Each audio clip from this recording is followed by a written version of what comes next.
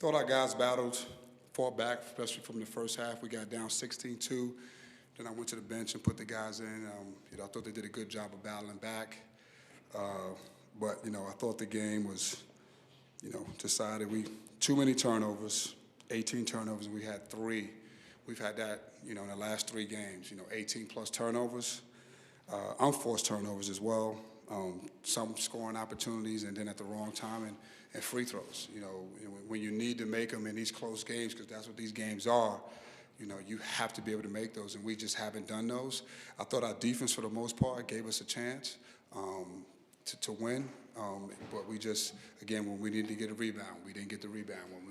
When we needed to keep making pressure on them and making free throws, or we get a rebound and it slips out of our hand, or we get a closed basket, we get close to the basket, we miss a layup. Those are the things that that bother you the most.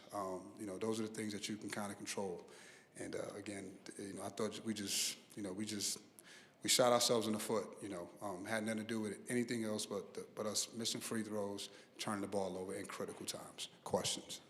Obviously, you played Lucas and Kyle a lot today.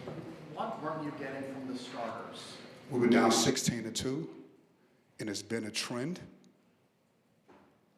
that we've been down. That group, every time, they've come in, they've given us something. We've been able to battle. They've been able to give us some energy. I thought that group, I thought Kyle in the first half, got to the basket, put some pressure on the rim.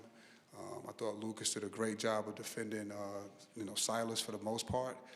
Just guys that, they just gave us energy. They defended, they got after it. You can't play this game, on one side, right? You got to play both sides, and I just thought that they gave us the best chance to win. Basically, stay with Lucas and Kyle the whole game. Is there a message being sent there? No, I'm trying to win. At the end of the day, there's no messages to being sent, right? I'm trying to win, and I got the decisions to make, and those are the decisions I make, and I live with them, and again, it's enough. It's enough to support the decisions that I make. All right, it's enough, and that's just kind of the decision I made. I just thought they gave us the best chance. Again, we got up, we turn it over. We get up, we miss a free throw. We get up, we miss out a rebound. Again, just things that just can't happen. We had a chance, a couple of loose balls, we don't get. Fall asleep on Friedrichsen. Yeah, he's not shooting well, but he can shoot. We let him get open on a curl to get himself going. So again, just self-inflicted mistakes that we make, and again, that's the frustrating part, because we've been in these games pretty much all year. Take two or three away, 2 games that were just kind of we didn't have a chance, and that's the difference. That's the difference, and I don't know if our guys understand that. I hope we're trying to get them to understand that, and it's just frustrating. It's very frustrating. When you look at the offensive side of the basketball, I know Wake was one of the better defensive teams in the ACC, but where were the struggles coming at on the offensive side of things today? Free throws, unforced turnovers, and then we had some that we missed around the basket. Again, Wake is, I think they were top 10 defensively. I thought, even when they went to the zone, I thought we drove the zone. I thought when we got them into the bonus, we didn't settle like previous times. I thought we got it inside. Jair, he got a couple of shots. He got them blocked. We got the ball where we needed to get the ball again, and we didn't convert. And then when we needed to make the free throws to keep putting the pressure on, we didn't, and they made theirs. There was a stretch in the second half where they made 4 straight threes. And what was it about that period where you weren't getting out to those guys, to those shooters, and you went from leading to trailing during that period? Yeah, that was what I was trying to get across to our guys. We put a lot of focus on Silas, and then we lost those guys, and that just can't happen. That's just the detail piece, right? That's the detail piece that you just can't let that happen. And it happened. They hit, yeah, exactly. We went up and they hit 2 threes, 4 altogether, and that got them back in the game and got them going. Right, it's been a sustained slump now for Chris Bell. How much do you have left in your coaching bag of tricks to get him to snap out of this?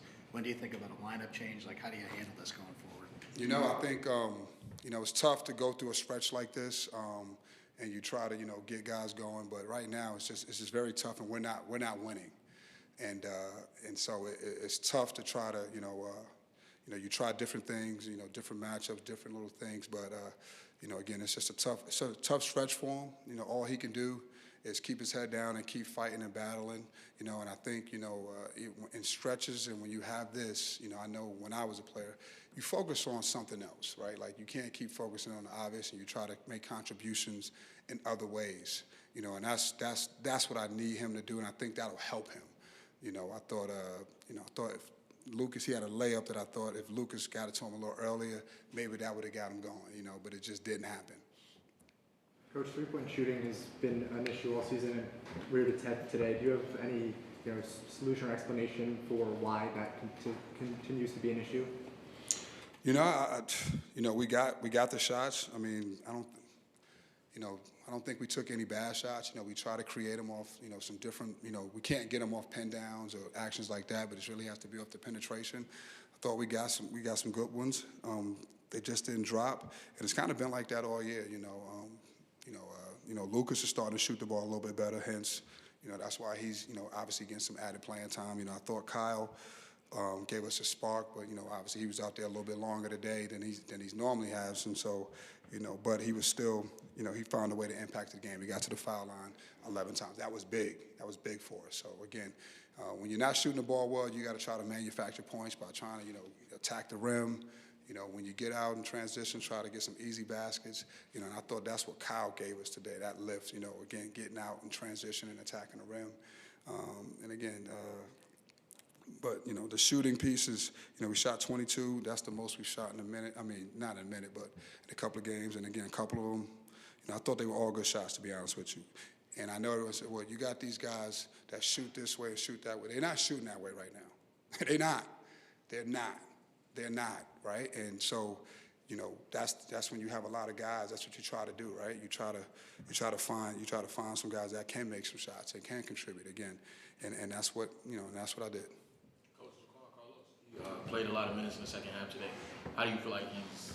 What did you see from him today that you wanted to give him extra minutes? Well, he's really the only, you know, point guard we got on our roster. Besides, you know, the injured one that we, you know, waiting to get back. You know, he's the only guy that, again, that can get people the ball, direct us, run our offense. You know, I actually thought Kyle did a decent job, him and Elijah together at that end of the first half. They weathered the storm. But, you know, JC is a guy that just, you know, he knows the game. I thought he started getting into his groove. I think the only thing that I would say is I just, you know, I wish he could have cashed in on those free throws, a couple of those free throws. But for the most part, you know, he played a game that we needed him to play, got guys the ball, he penetrated, kept pressure on the rim. Time for one more. You mentioned some of the slow starts, and so you went with some of these other guys today.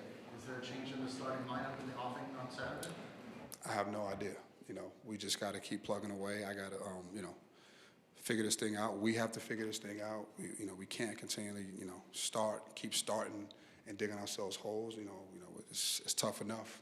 You know, and you know, again, the frustrating part is that, you know, probably the last couple of games that we played, you know, you go back, we've had chances to kind of win these games and self-inflicted, you know, just mistakes. You know, whether it's dribbling out of bounds, whether it's, you know, having, you know, short missed shots and free throws.